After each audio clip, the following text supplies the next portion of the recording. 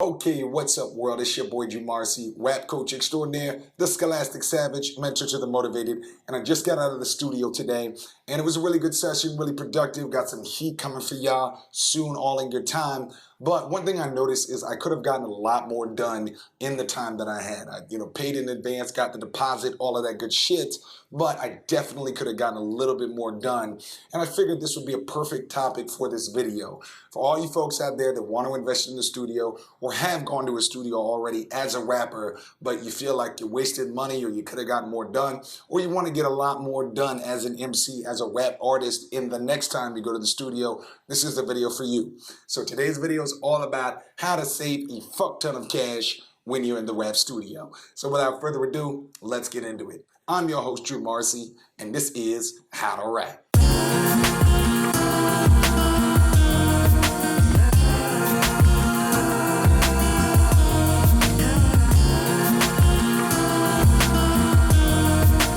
Okay, so the first principle is everything takes longer than you expect. Now, everything in life in general takes longer than you expect. I live here in Los Angeles. Anybody who's driven on the 405 or the 101 knows this all too well. But of course, in the studio, in the rap studio, this is even more crucial.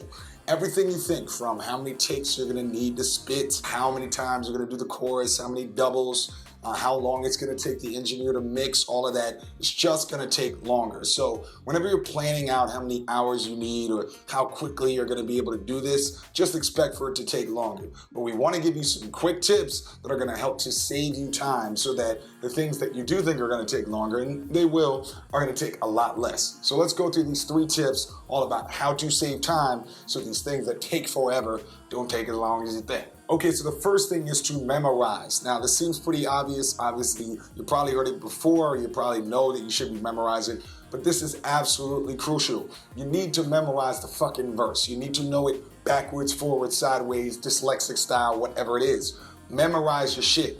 In the studio today, I had done a song that I performed before. I had like 4 or 5 rough drafts, but it wasn't quite memorized. And what happened? It took a lot longer. It took 20 minutes to record all the vocal takes, rather than the 5 or 6 or 10 it would have taken if I'd had it fully memorized and prepared. So memorize your shit, know exactly the vocal tone you're going for, where you're gonna raise your voice, where you're gonna get quiet, all of that. Memorize not only the words, but the vocal tone. Secondly, I already kind of mentioned it, record rough drafts. A great way to have it memorized, but also know what vocal tone and vocal tricks you're gonna be doing on that studio recording is. Record rough drafts of this shit. You're putting money into it, going to a professional studio. So record rough, even iPhone versions of it over and over and over so it gets memorized. And you're also knowing how you're gonna sound, having a general idea of what you're gonna tell the engineer, and we'll talk a little bit about that later, but having a really good idea of what it's gonna sound like. So when you're in the booth, memorized, ready to go, fresh,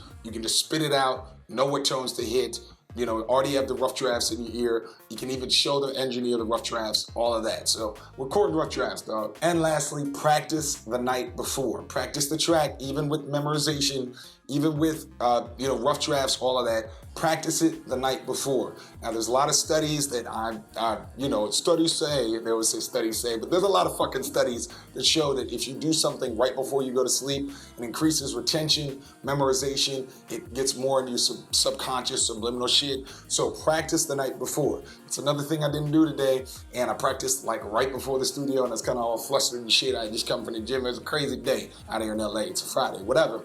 But practice the night before so that retention and, that internalization, to use an SAT word, is really there. So practice the night before so you really are the track already before you even step in the fucking studio. All right, second major principle is have vocal rest the day before. Do vocal rest before you're going into the studio. Now, one thing, again, a mistake I made is I was doing a lot of recording yesterday. Even my voice is still shot. If you watch the video we did from yesterday, my voice was shot then. Then when I get in the studio, again, it's gonna take more takes. Your voice isn't gonna be as clean and clear. And especially if you're in a nice studio where the mic's picking up every single nuance of your voice, you wanna make sure that you sound nice and clean. A lot of the most professional rappers, Drake, folks like that, Kendrick, their vocals are very crisp. And part of the reason is, I'm sure that they're doing very good vocal training. They might have a vocal team, but in your case, if you ain't got that, the best way to do it is have vocal rest. Keys here are just, dude, do not party the night before you're going to the studio.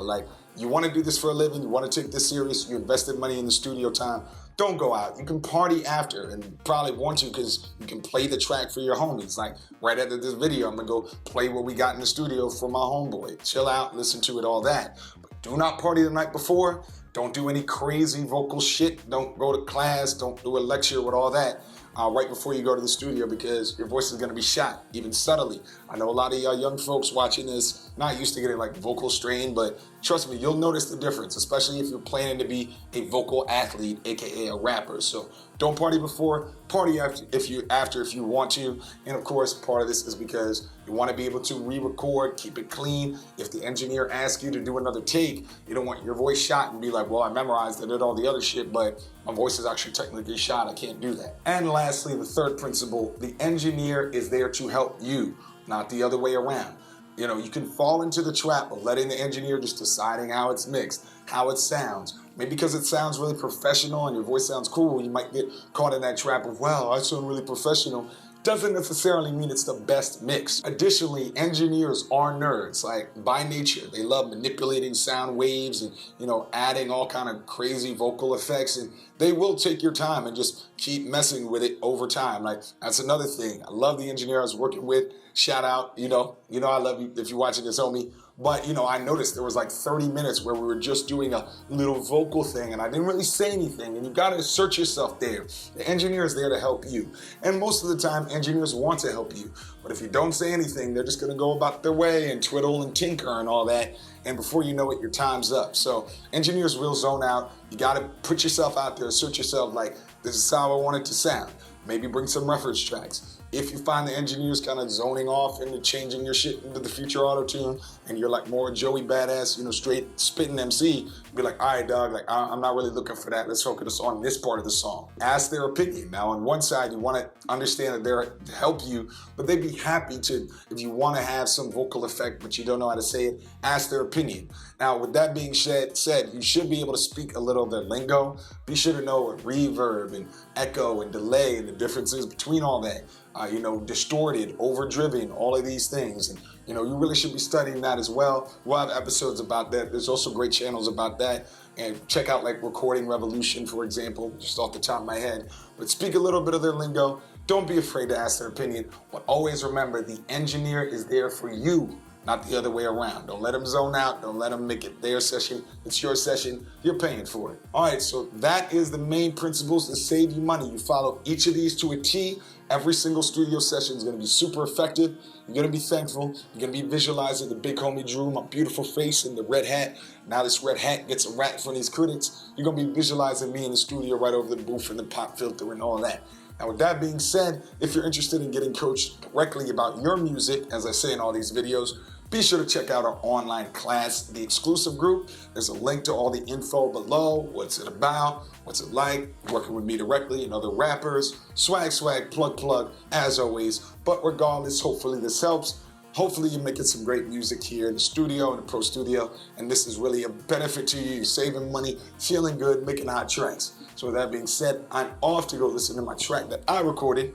Hopefully next time using all of these tips, and I'll talk to you soon. Peace.